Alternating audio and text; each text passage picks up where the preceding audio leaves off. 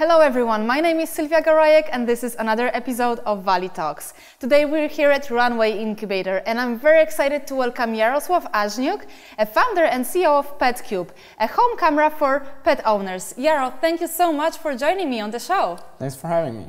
What is Petcube? Tell me more about what it does. Yes, it's exactly as you said. It's a home camera for people who have pets. It allows you to see and talk to and play with your pet when you're not at home. And it appears that many pet owners, they treat their pets like babies, and they're really worried about what their pet is doing when no one's at home. So they really want to communicate with their pets. That's why we create Petcube camera. So how can you communicate with the pets? Can you play with them, talk to them? Yeah. So this camera, it's a sleek-looking cube made of aluminum and tinted black glass. And basically it has a camera, microphone, a speaker, so you can see and talk to your pet from the smartphone. And it also has a built-in laser pointer, so you can play with your pet remotely. Basically on the smartphone, you just swipe a finger on top of the screen and move the laser pointer. And cats and dogs and ducks and pigs, everyone loves to chase laser. Right, and they love it so much. I remember with my own pet, yes. And it's a lot of fun. People are basically sharing those videos on the internet, YouTube, Facebook, and whatnot. And people are also sharing Petcube cameras with their friends and family. So friends and family can play with their Petcubes. In fact, we have a couple Petcube cameras installed in pet shelters. And if you download the app, you can play with publicly shared Petcubes from pet shelters. And then if you want to, you can adopt a cat or dog you see there. I was thinking when I was playing with my pet with this laser, back then it was just in a pen that you could get this laser. Oh yeah. Right? But then I was a little concerned, it was some years ago, whether this is healthy for the pets, to be chasing it. But I'm assuming it is, since you're having it in your camera, yeah, right? Lasers were used as toys for pets for quite a while, and you were able to buy lasers in any pet store for quite a while. So laser is not harmful in terms of if it eventually randomly shoots in an eye of a pet, because it's a low-powered laser. It's the same as is used in classrooms, so there is no harm in that. However, if you only play with the pet with a laser, some pets can get frustrated because they kind of try to chase it and don't feel any physical interaction. And reward for that. Any reward. So that's why we're encouraging our customers to use other toys and just not limit themselves with the laser playing with their pet. And probably non-pet parent will do that, right? If they have their pets at home. We're also working on some other products that will allow you to communicate with your pet in different ways. Can you tell me already about those products? Or not yet? Well, we're not disclosing any details. I thought I could be the first one, but maybe next time. Yeah, sure. How do pets react when they hear their owners but they don't see them? How do they play with this? Yeah, this is actually pretty interesting. So. Most of the pets, they can recognize, or they can learn how to recognize their owner by their voice, even when digitally reproduced. It's not the same for image. So if your cat or dog sees you on a flat screen, they will not recognize that's you from a flat image. But they can recognize your voice. In fact, we even had dog whisperers training dogs through Petcube and issuing commands sit, and the dog sits. No way. Yeah. So tell me about the idea. How did this come about and when was it? Yeah. So we started working on this 3.5 years ago. There are two other co-founders, Alex and Andrei. All three of us are Ukrainians. So we started working on this being in Kiev. And the idea for Petcube camera first came to Alex Neskin. He's our chief technical officer. So he had his dog, black Chihuahua, Rocky. And whenever Alex was not at home, Rocky was barking and disturbing neighbors and so on. So he had to come up with some idea to solve that. And basically, when he first tried that, he just Googled what to do when the dog is barking. And he found this collar that shocks his dog with electric current every time he barks.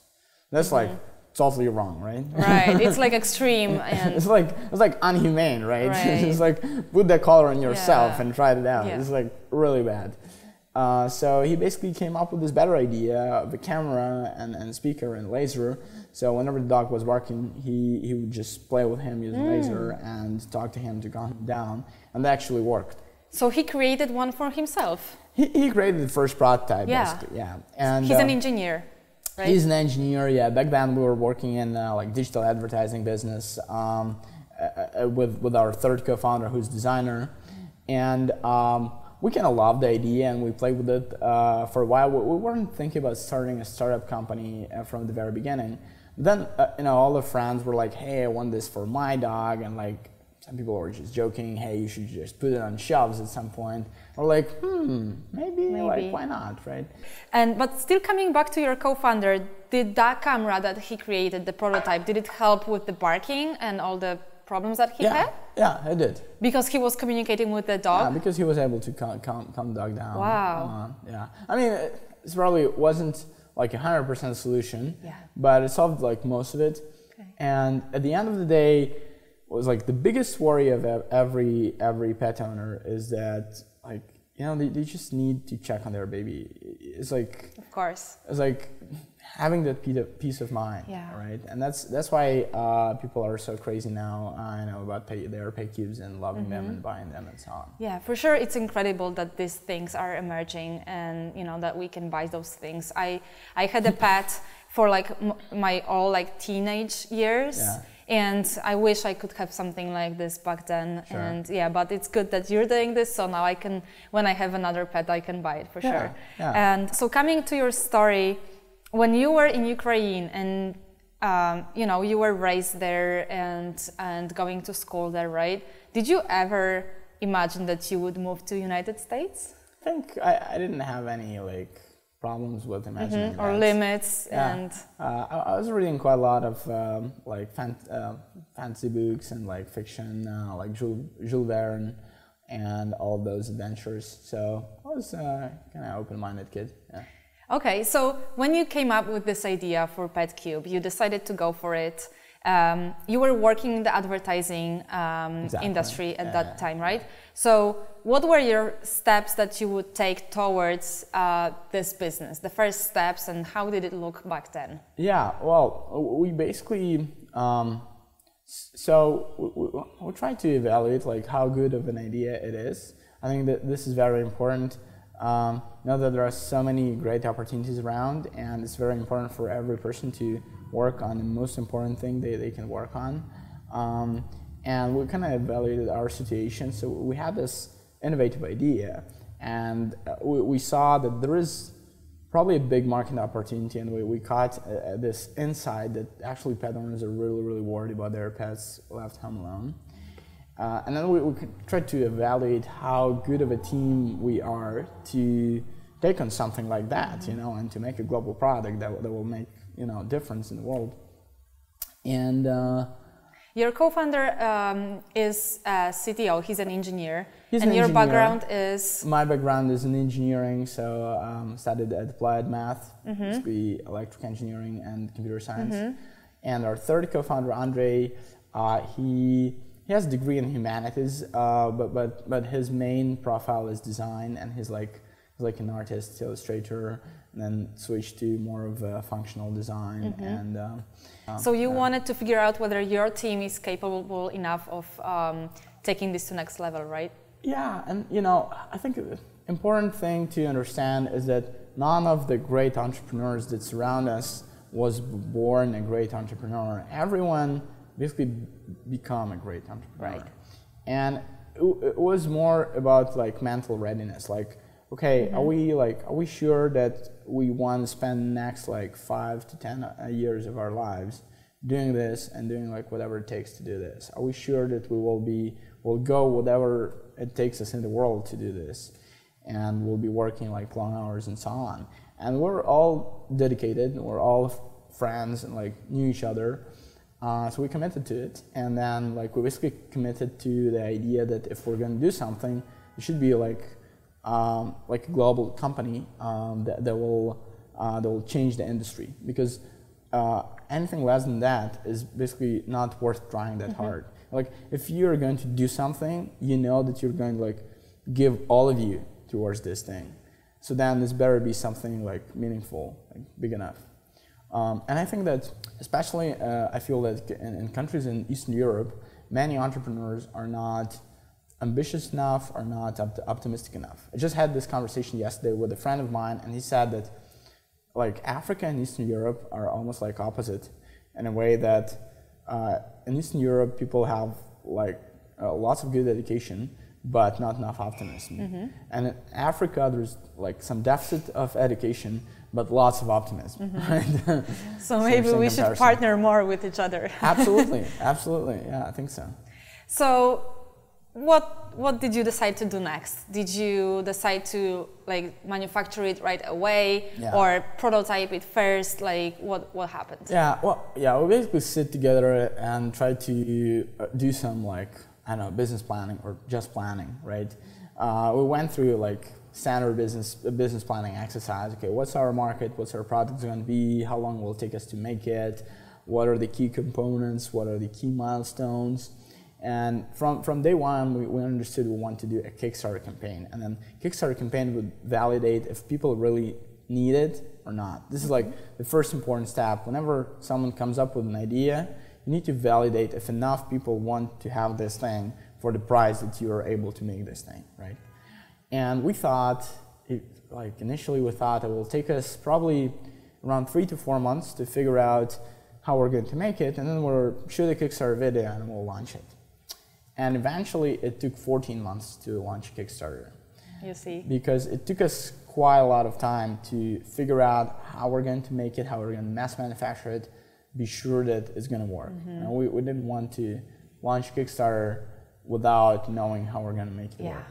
Right. So during those 14 months, did you already travel to China? Did you figure out everything? Yeah, so I guess first we're trying to, we explored local grounds, trying to check if there was a factory in Ukraine capable of doing something like that. There was no factory capable of doing that, and actually, in these days, if you want to mass manufacture something, some consumer electronics, it's probably China is your choice, because all the forcing functions around mass manufacturing are just so big there that almost no other place can compete with China if we're talking about large quantities. So you can do some very expensive products. You can manufacture them here in the States or somewhere in Europe. Well, Japan, Taiwan are the options. But if you want to do something really like mass consumer, then it just, economics just forces you to go to China. And we're in China trying to figure out how we're going to manufacture that. And it looked really, really, really scary. So like month after month, we didn't have like complete understanding of it. And at some points we were really close to giving up. But we did not. And now we're selling them everywhere. Yes. So you started Kickstarter campaign when you were in China? Yeah, it was 2013, I think October. We were still in Shenzhen, and we were basically communicating with all the reporters here in the States from China with the spotty Chinese internet over Skype. So I was basically living in the US time zone, so I was not sleeping at night in China. I was sleeping during the day. It was a fun time. Lots of press, lots of interviews. It was a very kind of innovative product. How did that press happen? You need to tell me. Like, did you reach out to them in advance, or? It's basically ABC of public relations. So. Maybe public relations got a bad fame, but what it is, in fact, is that someone has something new, some great story to tell that people around the world are interested in. And all the reporters, they're looking for these great stories to tell because that's their bread and butter, right?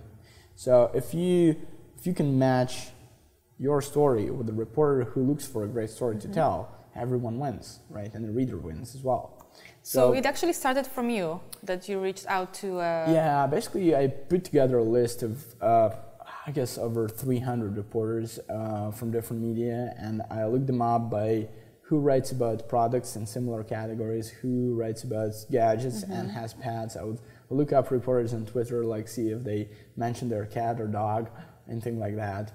And I would just basically put together this list of reporters with their names, email addresses, and I would basically come up with some lead line for everyone, like, hey John, like I think your cat will love this, like here's what we did. And then we'd just describe what we did in a couple of sentences, and like, would you like to learn more, and we'd like to chat, and here are some of the pictures, here's our website. And lots of people were interested. Actually, we did it a couple of times. So first time we did it, even before we went to China, we just kind of introduced like the concept, where we had a new website and everything, and we got a bunch of press. It was spring 2013. And another time we did that, I think 2 or 3 weeks before the Kickstarter, we kind of pre-announced it, and people were interested. So we got a bunch of press. I think it also depends a lot from your story. So something like home counter for pet owners with the laser, are you kidding me? Like a really media-friendly story, right? Yes. Yeah, but why would you want to reach out to press before you had the product? Oh, well, it is important to, put your story out there and see how people react. And basically, it's very beneficial to see how people react to the concept before actually making something, because making something involves a lot of time and work and money spent and so on. And if people don't like it, then you probably shouldn't be making it, right? So it was very helpful to get all the reactions, both from press and from readers. And then for Kickstarter, of course, it's super important to have a good press, because that what often drives the sales. Yeah, and so you launched Kickstarter and it blew out. Yeah, we became like the most funded pet product on Kickstarter. We got $250,000 during 30 days. So how did you feel when you saw those numbers going up? We feel great. We feel like, okay, we're not going to stop here, because you were still kind of in a moment of thinking whether you should go with this? Yeah, we basically had this understanding before launching Kickstarter that, okay, this is like the moment of truth. People want it, people are ready to pay for it, this amount of money, and that's the amount of money that would allow us to manufacture it in mass quantities. Then we're okay, and then we should proceed doing this. If they're not ready to pay for this, well, we should do something else, right? Were you ready for manufacturing that big number of items when you saw that this is so popular? We were not like 100% ready, and the product were not 100% finished.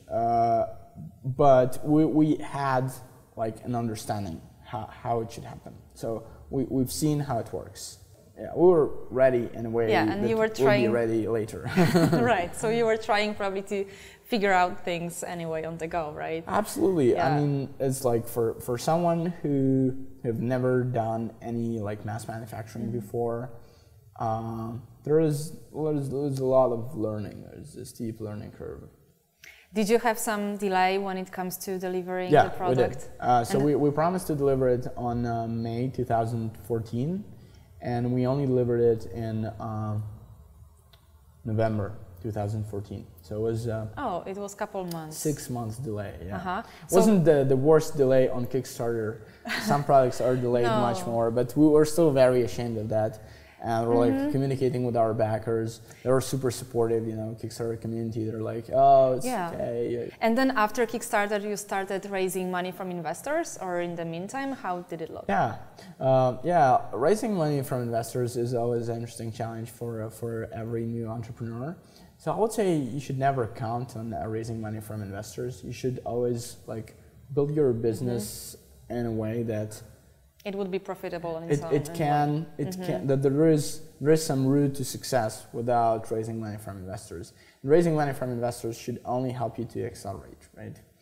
From another standpoint, it's tough to build businesses in today's competitive environment without venture money. So it's great that we have a whole venture ecosystem. I think it was spring 2014. Probably 14th, and was not successful in it.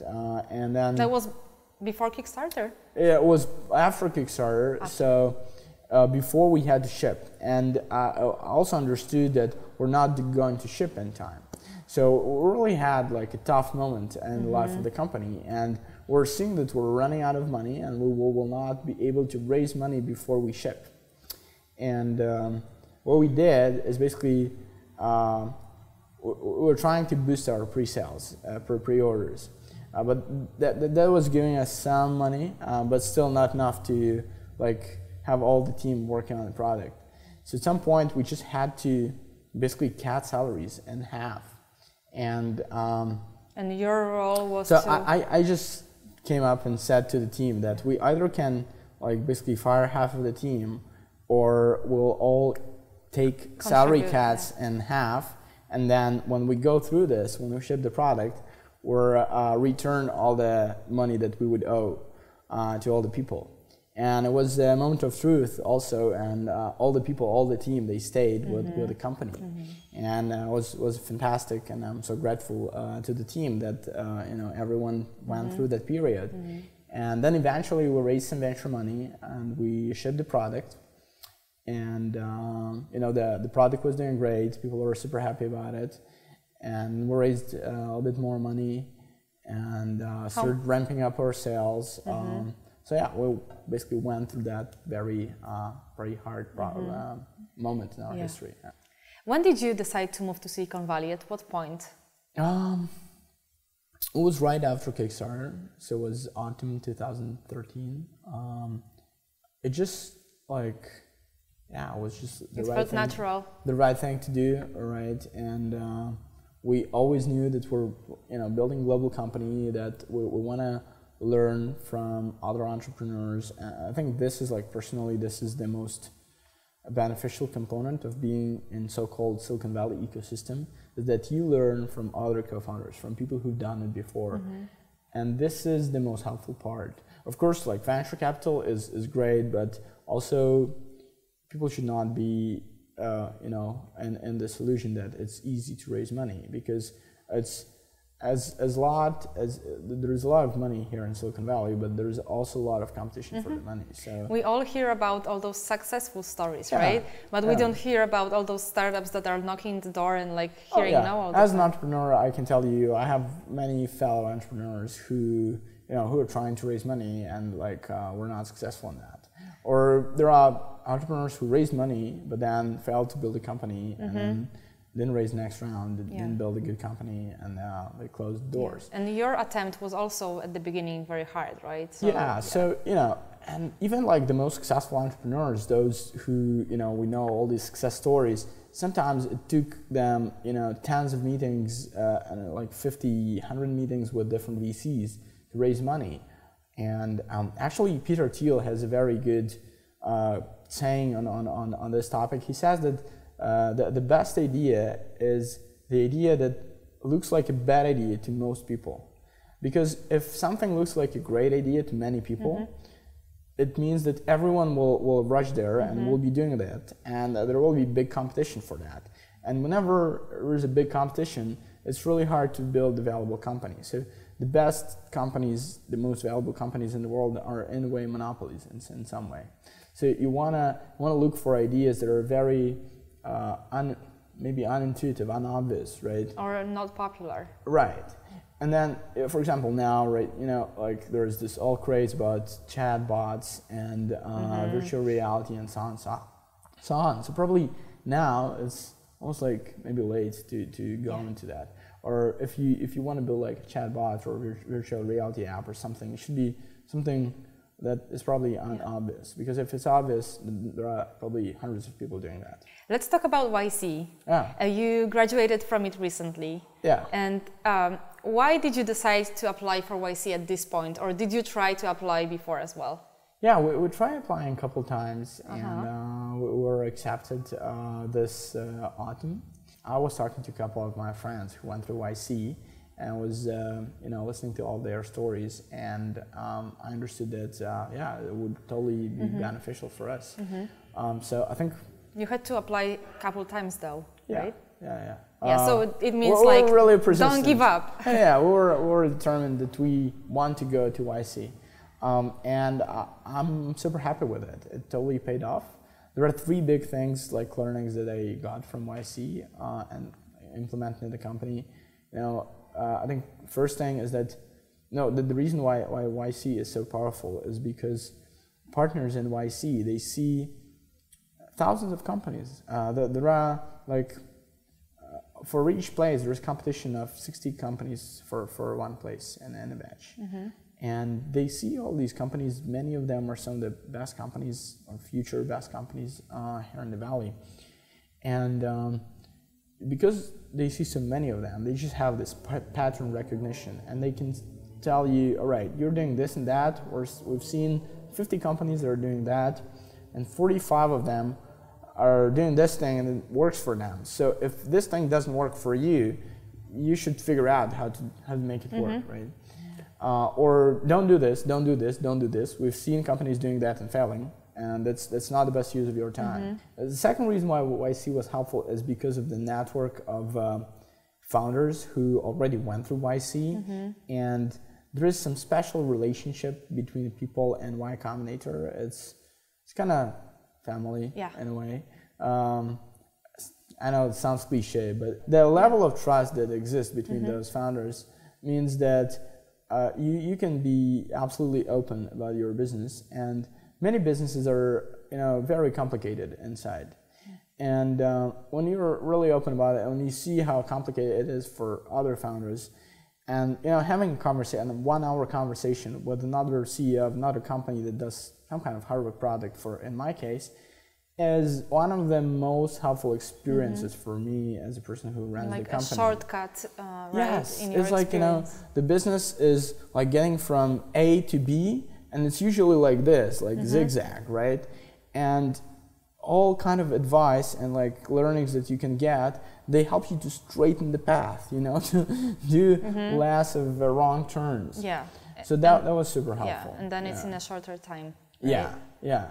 And then I guess the third thing is that affiliation with Y Combinator puts you some social proof on you and on your company, and helps you open many doors, helps you to recruit, hire people better, or hire better people. And all this network just helps you in so many ways. You've done many amazing partnerships, and also Petcube is sold in Best Buy and Nordstrom, right? Yeah, and Bridgestone. How did this happen? Was it after YC? Before YC, did it have anything? It was before YC. Okay. Well, this is like the standard business route you would take if you want to sell a consumer product. You want to see it on shelves, so you go to stores and ask them, how do we sell it? Oh, really? Was it like that? That's how you started? Yeah, you find a person who's in charge of buyers and from Best Buy or Brookstones, and you reach out to them, and sometimes they reach out to you because of all the press, or they're also looking for new innovative products, and then you should just tell a compelling story. And in our case, it's this whole new category we call it connected pet, of products that helps people to connect with their pets remotely. And we also kind of bundled up with some other products on the market. And when you go to Best Buy, you see this connected pet category within the connected home. So there's shelf space that is allocated for those pet-related products. It's, again, you should always look for a win-win. These guys are interested in great new products that consumers are interested in, that solve some real needs that people have. And they take margin when they sell their product. I can imagine it's a win-win, but sometimes it's hard because there is so much clutter. There is a lot of competition. You need to get through this so that they spend a little attention on you and can totally think about this, right? Because this is so hard right now. But I feel like probably press that you had also helped you with that, right? Absolutely. Because it always works as a validation. It is also a word of mouth, just people using your product and speaking about it and posting about it on social media. And then, of course, hiring a right person to run your sales organization is important. So, I think every founder should understand what is his or her strong sides and not so strong sides. So I don't think that I'm not an expert in selling to big box retailers here in the US, right? So I just found a great person who's an expert in that, who used to do that for Pepsi, for L'Oreal, for other pet companies, and hired him. So yeah, Chris is our Senior VP of Sales, who's doing a great job there. Yaro, what's the hardest part in doing hardware when you look at this right now? Yeah, I think, it is just like another business. I think it just makes it more complex in many different ways. So it's not only that you have to manufacture something, you also have to, you have to have engineers who make it, then you have to manufacture it, then you have to learn how to ship it logistically, then you learn how to sell it, how to deal with distribution. Then usually it has, even product-wise, it has some software that runs on a person's mobile phone or a computer, and then there is something going on in the cloud, and then there is some software that runs on your device. There are more different pieces of software that have to work together. And then, hardware is definitely different in a way that you cannot just update it overnight, fix the bug if you found it in hardware, right? So it has a longer cycle. But, every business has its own complexities. You just have to be ready that when you're dealing with hardware, there's this number of things that you have to deal with, and you better know about all of them, that they exist up front. So at least known unknowns, and try to reduce the amount of unknown unknowns. I know you have many things coming that you cannot share about much. Of course. But what's the next goal for Petcube? Please share it with me, as much as you can. And what's the next goal for it? Yeah, I think we're just really focused on improving the base experience that people have, and we're looking a lot at the data, how people use it, and we're listening a lot to all the emails and all the signals that people speak to us, and that they tell us what they like, and they tell us what they don't like, and they tell us what they would like to see there. I think this is very important for many founders to not get caught up in this, kind of maker's desire to make more features, more products, make something new, Once you launch your first product, you should really carefully look at it as a baby, how it develops. You should be very careful with it, how people use it, and then how to make it actually work as designed, because from the very beginning you never have it working 100% right, and some things are hard to use, some things can be better. So we're just polishing what you have according to what users and consumers tell you, right? Yeah, I think this is very important. This is not given enough attention from many people who are doing their companies. They launch something and they run to make another thing, and you want to make sure that you have a sustainable business model that will generate you enough revenue to allow you to spend the revenue to create new great products, because otherwise it's not sustainable, right? And there are companies that raise more and more money, and they're pretty dependent on venture ecosystem, and once the fundraising becomes tougher, those companies are at risk, and all the people who have jobs in those companies are at risk. And then all the customers that bought that product are at risk, because what if company goes out of business? What's going to happen with the customers, right? But we have some new products in the works as well. Yeah. Okay, I can't wait to hear about them. Sure. Yaro, thank you so much for speaking with me today. It's been a great pleasure. So for everyone who would want to find more information about Petcube, they should go to the website, petcube.com. Sure. Yeah, it's petcube.com, and or over download our app. It's Petcube in App Store or Google Play, and you can play with publicly shared animals and share photos. Without even the camera, right? You don't need to have a Petcube camera. So the app is free. It's really cool, and then you either can decide to buy a camera or just be part of the community if you love pets. I see. Yaro, thank you so much. Thank you.